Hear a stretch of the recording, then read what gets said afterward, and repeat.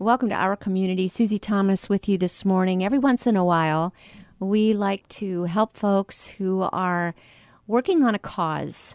And today is one of those days. We welcome Jennifer Harbaugh to the studios. And good morning, Jen. Good morning. And I think I'm just going to let you tell your story. Folks might be familiar with your name by now because you've been really in the limelight for a while with a very specific cause. Because we're talking about assault on a police officer and something that we need to do to help you. So first of all, let's go back. How long ago was it? Right. What was the night that everything changed for you? It was April 17th, 1995. It was the day after our 7-year wedding anniversary. I was cooking dinner out in the garage on the grill, and I saw Ed drive by because we live on the main road, and then the fire tones went off. And he was a volunteer fireman at the time, so that's why we had the red box in the garage, because he always had to respond. So can I stop you there? He was a volunteer fireman, but he was also serving as a police officer. And so when you heard, you would hear an alarm, and it could be either that he was responding to. What a guy. Right. I mean, when he graduated from high school, he filled out an application for both the Canal Fulton Police Department and the fire department, and was hired on when he was 18 years old. Wow. And he still, to this day, we'll give you a spoiler that this does have this happy ending. Ed's still working for the police department. Absolutely. Yeah? Now, he had to, he chose to leave the fire department because now the city of Canal Fulton is growing like crazy, and he could not fulfill his duties as a lieutenant on the fire department because now, instead of being volunteer, I mean, it's part-time, full-time, and we also have a family business, so he works for the family business for the canal, so it was just crazy. Yeah. So he had to relinquish his duties there.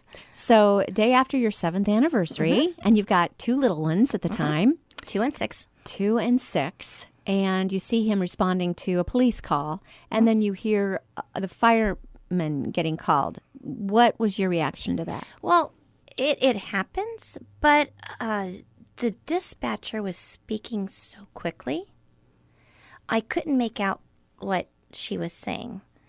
And to be honest, when I saw him pass by, it's like, daggone it, he's going to be late for dinner. Yeah. Okay, so, I mean, I just had to... typical response. It's like, but... That's normal. And then it was just a few seconds later, I received a phone call from another fireman's wife and said, "Did you hear the call?" And I said, I couldn't understand it. And she said, "Jen, there's an officer down." Your heart must have sunk because you had just seen your husband drive by. Right. And could it have been another officer? He's the only officer on Monday nights. Back then, man. I mean, we only had 7, if I'm not mistaken. But he's the only one that was on duty on Monday nights. And I saw him respond. So what does a young wife and mother do? You've got 2 were your children right there at home? What did you do? Well, I had just had a girlfriend stop over because I was going to watch her children for the evening. But I immediately got on the phone as she was coming into the house, and I called the dispatcher and said, "Please, God, tell me it's not Ed." And she said, "I'm sorry, I have to put you on hold." And it was because she was still in contact with Skipco. And that's the company where he was responding. Because she was still in contact with the situation. So she couldn't talk to me. I mean, she did not have any way to tell me anything. But you had a friend who had just come over. Right. And so someone was there, an adult was there to watch your children so that you could do probably what they didn't want you to do. But what did you do? Did you actually go to the scene of the crime? I did. Well, when my girlfriend walked in, and I dropped to the floor, and I just said, "Oh my God, Ed!" And initially, I thought he was shot in the head because if an officer's down, I mean, he has his vest on. I mean, so how can an officer be down? I mean, Right. How could he be down? how can be? I just didn't know. I didn't understand, and I was just screaming, "Ed's been shot!" And I heard the sirens go off, so I run out in the middle of the street, and I stopped the first responder. Now, how crazy is that? They were going to the scene, and the person that I stopped is our current chief, Doug Schwartz. And at the time, he was just on the volunteer fire department. He wasn't even a police officer at the time. But I didn't even tell my girlfriend that I left. I just left. I completely lost my mind. I just knew I needed to get there. So understandable, Jennifer. I did, and I have to say, 2 weeks prior, there was an incident that Ed responded to, and it was a suicide, and it was unfortunately a friend of ours' father. And when he came home, he said, "Jen, if anything ever happens to me, the first thing you do is you go to the bank and get money." And it's because your accounts are going to be frozen. So it's 5 till 6, and we're driving by the bank to go to Skipco's. And I thought, oh my gosh, was this something that he told me that I should, but I chose not to because I thought, I don't know this scenario. Right. And I didn't want to give up. I did not want to give up. Yeah. So then kind Doug Schwartz took you to the scene of the crime, and you're riding in a fire engine? No, personal cars, because back okay. then it's volunteer. You just use your cars and you have your little red lights on the top. Okay. So you got a ride with him, and the kids are cared for by this friend, and you are actually at the scene. That's very brave of you. You didn't know what you were going to face. How did you navigate that? Well, I disobeyed Doug. He told me not to get out of the car, but I had to know what was going on. Yeah. And again, you don't think about that. You just know that there's an officer down. And there were several police officers, and I jumped out of the car, and I just went to each one of them asking, was it Ed? Yes. Number one. And they confirmed. Then I asked, was he shot in the head? Please tell me. And they're like, Jen, we don't know. All we know is you need to get there. So I get to the hospital. I went from one officer to the other, and the last officer there's 2 officers, and Monahan was actually laying on the ground in handcuffs. So this is the person who committed the crime. Yes.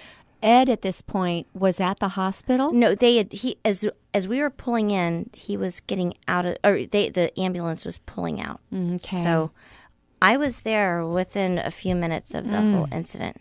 Wow. Well, I can't imagine looking at the face of the person who just shot your husband and go ahead and say, how many times? 4. That's attempted murder. Yes. And can I give you some background on this? Please, go ahead. All right. He was 24 when he shot Ed. In 1990, he was arrested for a minor misdemeanor in Virginia.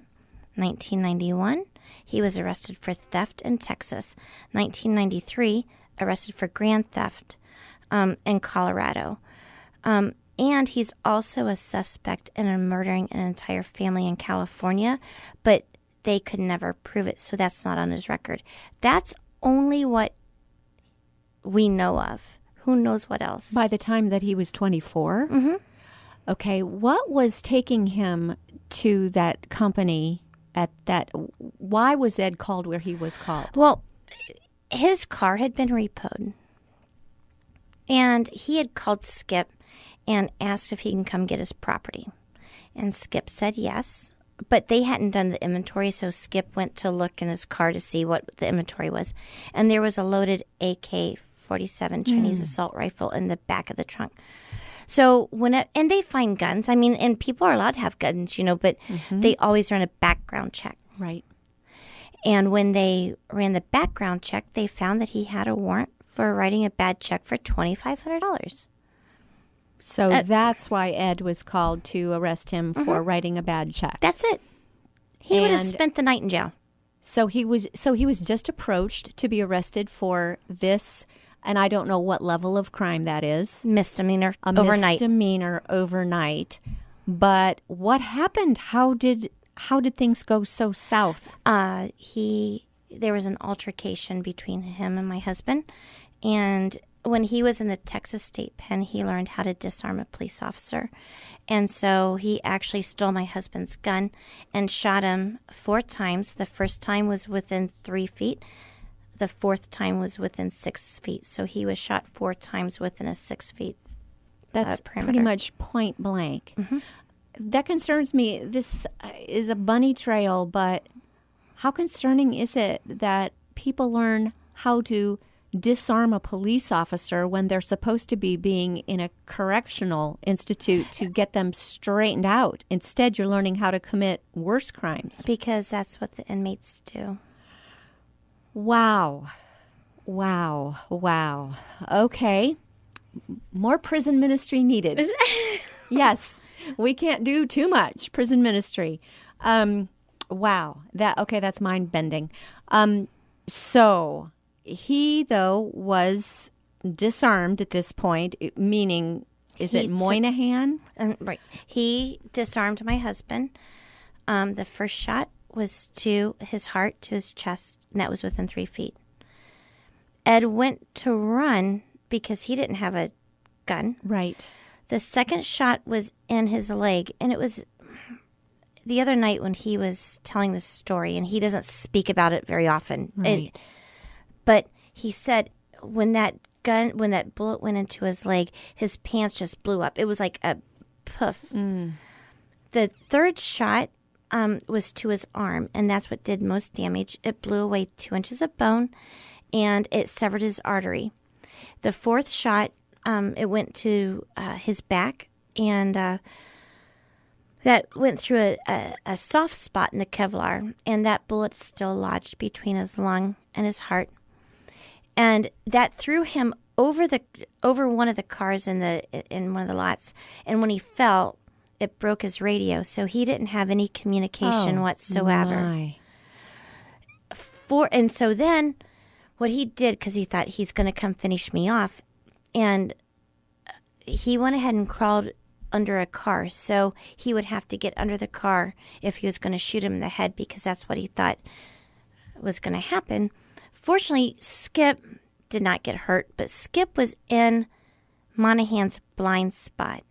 So when Monahan came up to look for him, he couldn't see him because he was in a blind spot. What a God thing.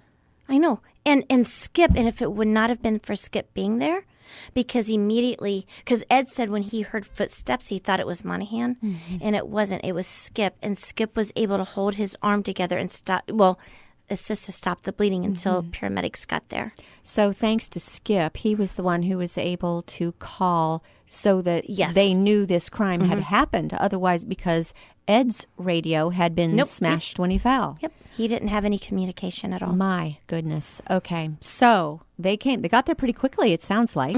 They did. And then your husband is on his way to the hospital, and they've got Moynihan on the ground, and he's arrested. And I'm looking at the clock, and unfortunately, we're going to have to pause right there, but we'll be back with more on this after these words. You're listening to Our Community.